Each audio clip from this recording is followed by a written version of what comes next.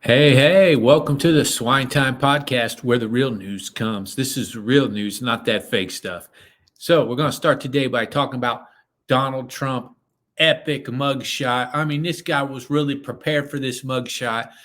You got to check it out. It's all over online. We'll be doing some more on that. But there was just an epic Donald Trump mugshot, and he really was prepared for this mugshot. It's like you could tell before Donald Trump went in there that he was practicing doing his mugshot look.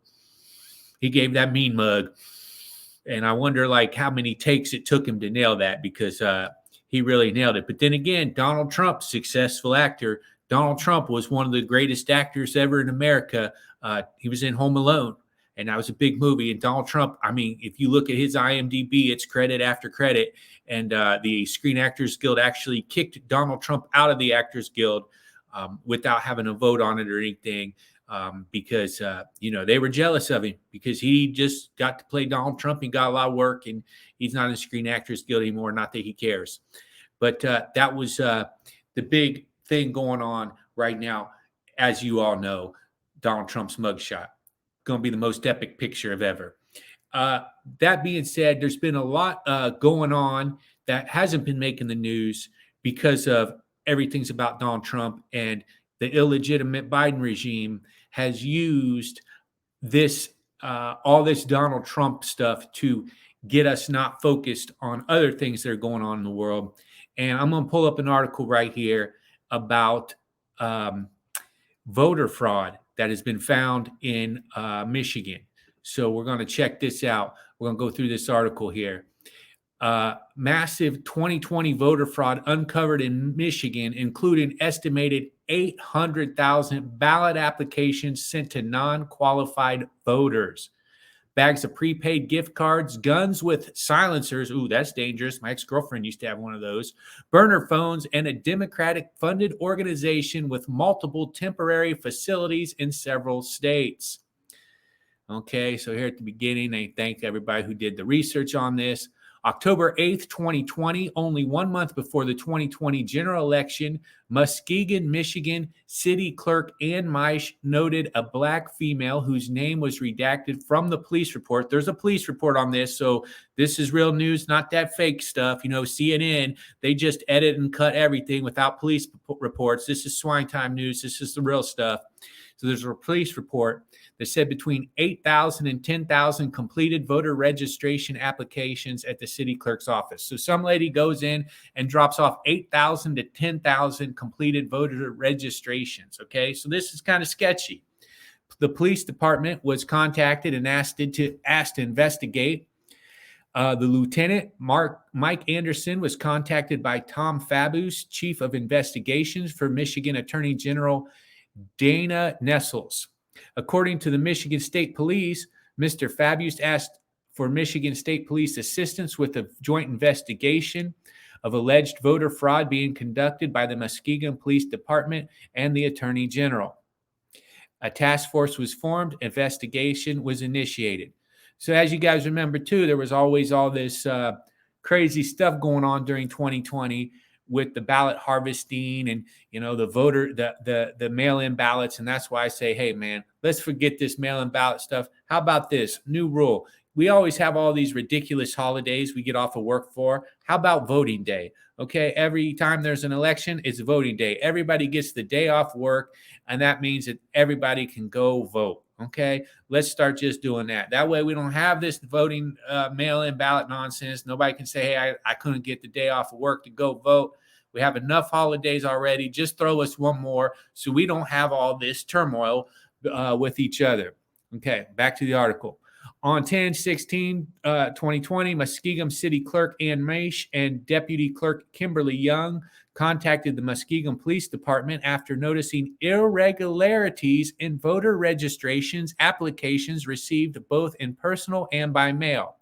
The Muskegon City Clerk became suspicious when the female, whose name is redacted in the first part of the police report, but later is unredacted, that's interesting, hand-delivered thousands of voter registrations at her office, many of them in the same handwriting.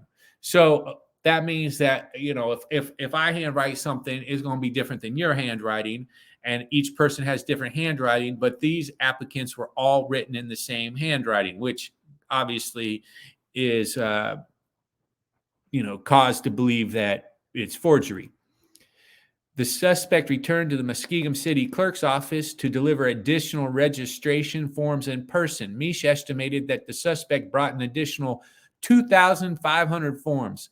Misch contacted the Muskingum Police Department, and Detective Logan Anderson and Captain Sean Bride conducted a non-custodial interview with the suspect. Misch stated that, in her opinion, a quantity of the voter registrations form were highly suspicious and possibly fraudulent. Hope I don't get banned for saying that on YouTube, but this is other people's writing, okay? But, we were all saying voter fraud.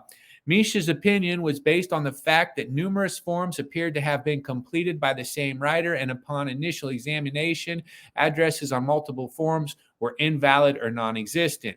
Misch investigated further, found that phone numbers on multiple forms were erroneous, and signatures on multiple forms didn't appear to match signatures on file with the Department of Secretary of State. Examples included an address and another in red, redacted. Okay, so some of this stuff on the police report, they don't show you for reasons why they're still investigating. Those addresses do not exist in Muskingum, right? This is a big thing people were saying. And we were saying that people were voting where there weren't even places and address that exist. And clearly this is something that was going on in Michigan. And as you guys remember, Michigan is a swing state that was a big one in determining the election of 2020. And also Michigan has the very corrupt governor, Gretchen Whitmer, who told people they couldn't go out on their boats, and yet her and her husband went out on their boats. She also told people that they couldn't buy seeds in the grocery store. Now, if you don't want to go to the grocery to buy your food because of a pandemic, then you would need to make your own vegetables. And she wasn't even letting people do that. So we have a real problem there in Michigan. And I live pretty close to Michigan, and I feel real sorry for those people. The Michigan State Police investigators assigned to the case spoke with the female suspect, who explained that she was being paid $1,150 a week to find unregistered voters and provide them with a form so they can get registered to vote or obtain their absentee ballot. $1,150 a week. That's almost $5,000 a month. That's a lot of money coming in. $1,150 a week. And this also sounds like the type of job that you could do and probably have another job on top of it. And obviously they're wanting her to get numbers. So in order to keep her job, she's going to have to get certain numbers. So you have a job like that, you might want to make a little forgery to keep that money coming in, right? It's possible. It's possible. I'm only saying it's possible. I'm not saying it's fact or fiction. I'm just saying it's possible. The only problem is the handwriting on the voter registration was the same on several of the registrations, and many of these addresses were non-existent or fake. So the lady is getting $1,150. She's handwriting on the ballots. Some of the addresses were non-existent or fake. Hey, man, what a great job this lady has. Here she is chilling at home, just writing down fake addresses, getting paid $1,150 while nobody else can go to work because of the whole situation we were in. So the Michigan Attorney General, Dana Nessel, who is currently attempting to prosecute 15 senior citizens and the former Michigan GOP chair for casting an alternate set electoral votes in the 2020 election, asked the Michigan State Police to join the Muskingum Police and AG's investigation of the potentially massive multi-city voter fraud operations. So clearly, judging from this, we have another attorney general, probably bought and paid for by George Soros, somebody that we can't trust, we the people. Once again, she looks like she's going to be the type that's going to overlook this. But, if grandma was crossing the street, in the jaywalking zone because she couldn't put your wheelchair across, we're going to bust them.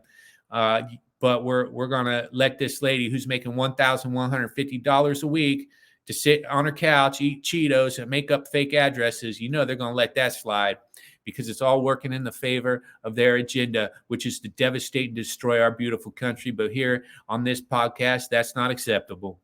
Two members of the AG Dana Nessel's Criminal Investigation Division were assigned to the operation, yet curiously, she failed to mention the investigation to the public. Isn't this interesting? Here, all this happened in 2020, and now we're just now finding out about this right now. Okay, so in 2020, this happens. She doesn't mention it to the public. They want to mention everything else to the public. Russia, which was a hoax, all this nonsense, anything but the fact of the matter that somebody getting paid $1,150, good money, sitting there making up fake addresses, doesn't get to the public. And meanwhile, we're all being called conspiracy theorists. If for some reason we say, man, doesn't this seem odd? I mean, I drove around Michigan and yet I didn't see any Biden supporters, no Biden shirts, no Biden flags. Nobody would walk outside, say they like Biden, but you see Trump stuff all over Michigan. And I'm supposed to blindly believe the media that's been lying to me for my entire life. I mean, remember Anderson Cooper coming on the news in 2001 saying that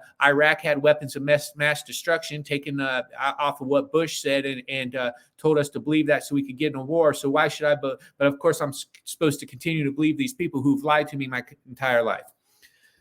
I got a little off topic there, but I'm on topic as far as this attorney general is trying to cover everything up. So here we got some stuff from the actual police report. It says that they are exposing the report. The evidence from the investigation exposes criminal election fraud involving thousands of fraudulent ballots in Michigan by an organization that set up temporary offices in several swing states prior to the 2020 election. It should be noted that after documenting these crimes and investigations for weeks, the Michigan police turned their investigation over to the FBI, who promptly buried the findings. Once again, the FBI apparently took no action. More on that in an upcoming report. So they're going to tell us more on that in an upcoming report, hopefully. But it makes sense. The FBI, we all know, is not our friend, but our enemy. The FBI should be disbanded. So should the CIA. All of these wings of bureaucracy need to be gone with. We, the people, don't need them. They only are there to hurt us, spy on us, damage our lives. And they're probably listening to this right now. And if they show up, well, I'll whoop their candy ass. The police in Muskegon were investigating voter fraud in October 2020, a month prior to the general election. The FBI failed to follow up on the alleged election crimes, according to Michigan election investigator Phil O'Halloran. O'Halloran is now the election integrity chair of the Michigan Republican Party. So it's a big battle between the Democrats and the Republicans. Clearly, the Democrats have more power right now. Not that I am for either party per se, but right now the Democrats are so awful and terrible. And we do need to get to the bottom of how all this voter fraud happened and why some dude like myself who has a green screen behind him has to be the one reporting on it and not the mainstream media. The police report has redactions throughout, but not all names were redacted. The police report names GBI Strategies as the organization running the scheme. The Tennessee-based group is heavily connected to the Biden campaign and various Democrat committees. The released report also names Brylis as a primary person involved. The police report from 2020 revealed that the GBI strategy has been in operation since 2014, and the investigation found the GBI strategy was paid, $1,571,386 by the Doug Jones for Senate campaign back in 2018. That was just one race they were involved in. Once again, man, this just infuriates me because here you got all these dirty criminal politicians spending all this money. They spend so much money to get people elected. And really, what a waste of our money, man. We don't need these people. They're hurting us. And just think of how much good we can do with $1 million. I mean, let's start with right there, using that to help some of these. Send out counselors to talk to these guys that are homeless, that are addicted to drugs. I want to keep our streets safe. Let's start with that. Jeezy Pete's. The investigation also found that GBI Strategy was paid $188,000 by the Democratic Senatorial Campaign Committee in 2018. And here we got some police report stuff. The writing is kind of small, so I'm going to scroll on through. Job postings. So this was on Job Search, Job Addict. Well, they were looking for this. The position description stated the person would check the accuracy of voter registration cards while entering them into a system and would be calling registrants to get information and complete the cards scanned and help with payroll. A woman interviewed by the police said she was paid $1,150 per week and given a rental car. Well, that's a good job. Sign me up. Sign me up. Sign me up. $1,150 and a rental car to make up fake addresses. Hey, I'm in. She said she was given a reloadable pay card. Whoo-wee. Police report that hundreds of prepaid cards from different companies, along with dozens of new burner phones, man, I could use one of those too, in Southfield raid in Michigan. The rear storeroom and office had items associated with manager Brillis, backpack, computer, phones, several wired storage racks. Hundreds of prepaid cards were found. The police report noted that there were numerous job openings listed in Flint, Michigan, and regional field postings in D.C., Chicago. The group had branches across the nation. During their investigation, police found partially completed voter registration forms, and police found Pelican cases in the room with semi-automatic rifles joined with suppressors and optics and customized pistols. One case had 4 rifles and 4 pistols. Hey, maybe I shouldn't be exposing them. Sounds like they're fully loaded.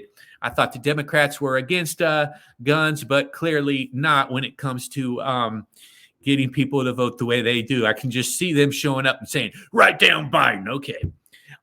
Binders containing employee informations, completed van manifest, and completed and partially completed voter registration forms were found in the room. So there they go. They bust in, partially completed voter registration forms were found. Hey, that's guilty right now. How could you have partially completed voter registration found? Applications with sticky notes were found on this tables. Detectives found Pelican cases in the room with semi-automatic rifles. The police report claims these weapons were determined to be legal and lawful after calling in the ATF to inspect the weapons. Well, see, I bet they're glad for the Second Amendment right there, because now they didn't commit a crime. The first witness had minivans moving from a hotel in Grand Haven to the location of the business, a former California eye care location. The next day, Detective Luker was notified. He went to the addresses where he found a bag of trash filled with information on employment and agreements. Muskegum operations based on surveillance, the documents found in the trash. Okay. The affiant believed that records found at the location were crucial to determining the crime of election fraud, forgery, and determining who may be criminally liable and who may have profited from the fraud. Well, we all know who profited from the fraud, not the American people, but the Biden regime and all his buddies that have paid him off. Definitely not the American people. So the affiant later obtained a copy of the Muskegon police report authored by Officer Foster with a supplemental report by Detective Logan Anderson with a copy of the search warrant on the business and location. This next paragraph, Clerk Kimberly Young contacted the police. Misha Young contacted the police after receiving multiple state of Michigan voter registration application, former which in the opinion appeared to be fraudulent. According to the report, Mish based her opinion in the fact that some of the addresses on the application appeared to be invalid or non-existent. Also, some of the phone numbers were invalid and some of the signatures did not match those on file. Mish also noted that the handwriting on the ballots appeared to be the same with a similar signature on all of the ballots. So there we go, man. All of the ballots, similar handwriting. So the same person, probably this chick who's getting paid $1,150 is sitting there writing them in. Can't blame her. You're getting paid good money. I mean, that's a good money. Mish estimated that the leftist organization delivered approximately 8 to 8,000 to 10,000 voter registration forms on Muskegon's clerk, and provided a sampling of 42 suspected fraudulent applications to Officer Foster for examination. Meese stated they identified by viewing their Facebook. They identified her by viewing her Facebook profile. Well, finally, Facebook was useful. They found a number of voter application forms were clearly fraudulent. Here's some more stuff from the police report. They found dozens of new phones, hundreds of prepaid cards. Now they're saying here, 3 years later, Trump faces prosecution because they're saying that he fraudulently pursued baseless claims, which right here is proving these weren't fraudulent, baseless claims. We all know this. I don't know. I'm doing well on YouTube right now with my comedy videos. I probably shouldn't be posting this because I don't want these commies to come after me. But the bigger thing at hand over anything is the fact that these elections this was going on and we don't hear about it. And here at the end of the page, just for proof, you have the entire police report, 28 pages. So that's a 28-page police report. And that kind of sums up what all happened with this. That was a lot to go through. So there is a reason why Trump got his picture taken and they're shooting a mugshot and making him look as if he's a criminal, because there is proof that there's something was going on. Okay. And ever since my first election voting in was the 2000 election, where Al Gore said that George W. Bush stole the election, which, it came down to the state of Florida. George Bush's brother was Jeb Bush. Quite possibly it was stolen. Maybe it was, maybe it wasn't. I was a little too young to know back then. And back then I wasn't caring about things as much as I did. But I would say, hey, there's a good chance that if your brother's the governor of a state that the other guy did win, and then it switched back over, and the Bush family are criminals. We know that George H.W. Bush, who was once vice president under Ronald Reagan, was behind the assassination attempt of Ronald Reagan. I have articles on that like crazy. They were family friends. So we know the Bushes to be criminals. So perhaps that one could have been stolen. In 2016, of course, we remember that still to this day, people say that Trump didn't win that, but that's okay as long as you're going with the deep state, the main political thing. You can say that, but Trump's saying it. They're not going to allow it because they're against Trump. He's not part of the mainstream political party system. That's why people who vote for Trump, actually, a lot of them are not true Republicans. They're America First people. There should be a totally different party called America First, but you can't do that and win because they got the two-system party to divide us straight down the center, which they're doing an excellent job of it. So this is the real news. I just went through with you guys what's going on. YouTube, I think, has lifted. They said on an article that they have lifted that you can question the election now. So I hope that I read that right, because I want to question it, because like my hero George Carlin once said, question everything. And if anything should be questioned, it's them paying this lady that much money, 8,000 to 10,000 votes. That's only one person they found. Of course, the FBI is going to sweep it under the rug. That's only one person they found. So how many other people like her were out there writing in fake ballots and stuff? So this is the real news, not that fake stuff. Thanks for tuning in. We'll see you on the next one. It's swine time.